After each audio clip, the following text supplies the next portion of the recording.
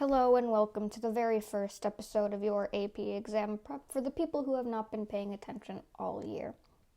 Last year I took the AP World exam and got a 5 and I was virtual, so that basically means I did not learn very much all year and was not paying attention. But what I realized from all of that cram studying in the last month of the AP exam is it's really not as abstract as College Board makes it out to be. So if currently you're panicking because everyone is making it seem like this is some abstract test that's going to make sure you know every little detail of history, they're wrong, and you can just take a breath because you are still in a really good position to get a 5. I kid you not.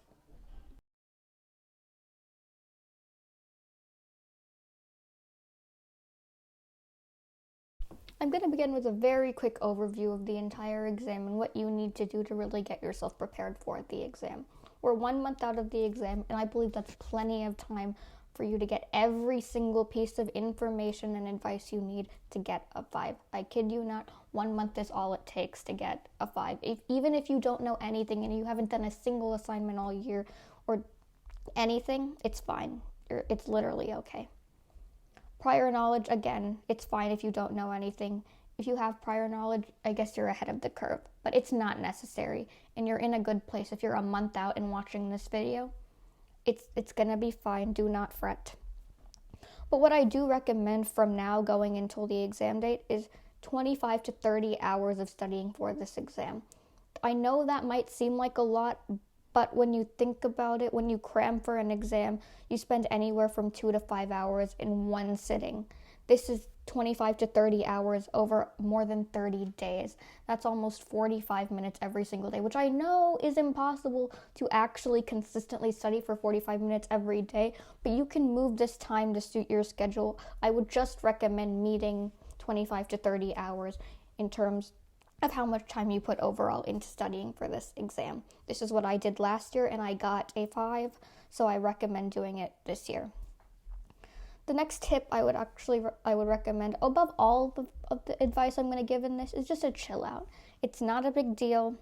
AP exams are not going to make that big of a difference in terms of you getting into college. There is benefit to doing well on the AP exams, but if you don't do well, it's not a big deal. And you can pay the College Board to remove your score and make it look like you never even took the exam. So again, not a big deal. This should be the least stressful thing you do your entire junior, senior, freshman, whatever year. I'm going to go over quickly the 4 types of test questions that are on the AP exam though. There's the MCQ, SAQ, DBQ, and LEQ. The MCQ is multiple choice, and they're all STEM-based questions or document-based questions where you're given like a picture or a paragraph and you have to answer questions based on it.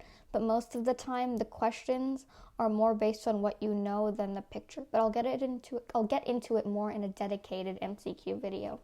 The next section is the SAQ, short answer questions. This is my favorite section.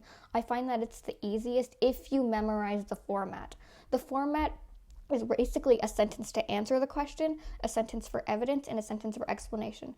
Now, while this might seem daunting, it's actually super easy, and I will give you a very clear-cut format where I just basically give you what I want the beginning of the sentence to look like, and you just fill it in with information. It's fill in the blanks, super easy, and I'll do a dedicated video on SAQ. The next section is the DBQ. This is the most reviled section in my opinion. It's the one where they give you 7 documents, and you have to use those documents to write an essay. There are 7 points available for the DBQ, and it is worth 40% of the grade, which I think makes it seem really scary to people. But once again, when you memorize the format, it's super easy. Again, dedicated video to the DBQ. I'll teach you how to get 6 out of the 7 points. The 7th point is a little mystical. I don't even know if I got it last time, but I don't really go for that because you don't need it to get a 5, so why would we waste our time? The last section is the LEQ. I personally like this section, although people really seem to hate it, because it's the DBQ without the document. So you basically have to know every piece of information that you're going to write in the essay, which seems daunting, but the prompts are so broad that even if you remember a tiny detail, that's all you really need. And I think it goes by a lot faster than the DBQ because you don't have to read anything. You just sort of go through and write and try to remember a few pieces of information. And it's only 6 points. So that 7 point that I hate, we don't even have to do it. So I think that's the most straightforward of the essays, actually. Throughout these videos, I'm basically just going to teach you formulas for how to answer all the questions. I'm not going to go into content because I'm not very good at explaining content, and I have a whole list of sources that I like a lot for learning content. So I'm going to share those next.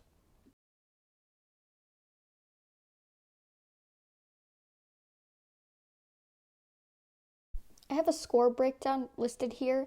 Basically, the MCQ and the DBQ are your big points, and I would highly recommend practicing MCQ and DBQ over the other two.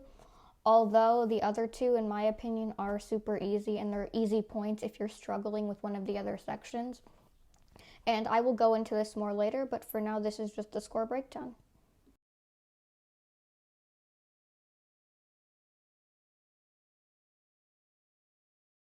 Here are all of my sources for content. I used every single one of these last year. I got a 5 based solely on the teachings of all of these sources. I highly, highly recommend them. Heimler's History, he's the GOAT of AP content on YouTube. I highly, highly recommend. I use this for my unit test because he does go into a little bit more detail, but it's very entertaining to watch. It's great. That's the number one. If you're not going to watch anything else, watch Heimler's History. Also, Anti-Social Studies, her more broad reviews I like better than all the other sources because she really does just hit the bare bones, what you need to know minimum for the exam. So if you are a little bit lazier like me, I would recommend Anti-Social Studies, the more broad reviews. And she also does introductions to every unit, and I would watch those also. If you are watching all of this content right before the exam, I think Anti-Social Studies is your best bet. She explains things in a very clear-cut, easy to understand, no-nonsense way, and it's also kind of entertaining, I believe, because she sometimes throws in extra historical fact that's actually interesting. I also, if you want to do a complete review of every single piece of content from the beginning to the end, Social Science Simplified. These are younger people, they're not teachers, and their content is very entertaining. It's funny, it's engaging, and I find that if you're struggling to write essays or do multiple choice and you're just too fatigued to do that, I would just recommend watching Social Science Simplified because you can it has the same effect TV has when you just sort of turn your brain off and you're following what's going on, but you don't have to focus too hard and your attention is very kept from the entire video. So I highly recommend that also for people who cannot sit through boring, dry content. Although none of these people are boring. They're all very entertaining. But these people, they are more comedic. The next source is Marco Learning. I wouldn't use so much for content, but they have really good exam taking tips. And they do have content also, and it's pretty interesting. But I would use them more for tips on how to take exams. And I know we don't really learn about that in school, but if you sort of struggle with things such as timing, formatting, etc., I would use them. They're my number one. The next source, this is very optional. It's the AP Course Exam and Description Guide. It's very, very long. I'm sure your teacher has read it in order to make the lesson plan and stuff. If you're a big nerd, I would recommend no, I would not recommend reading this, but if you just sort of want to skim it and look through what College Board wants you to know, I would skim through that. I've skimmed through this, and it's very boring, but it might be useful to some people who have a higher tolerance for boredom. The next source I would use is the Barron's Prep Book. They come out with a new one every single year. I used Princeton Review also last year, but it was just too long, and I'm not going to sit through that. Barron's, I use them more for the practice material rather than the content itself because I just prefer video-based content. But if you like to read, I would use a Barron's or Princeton Review book, but I like Barron's practice tests better.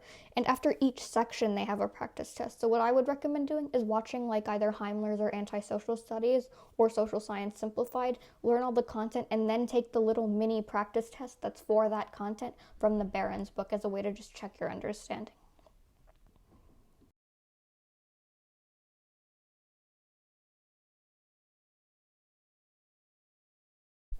That's all for this AP exam prep session.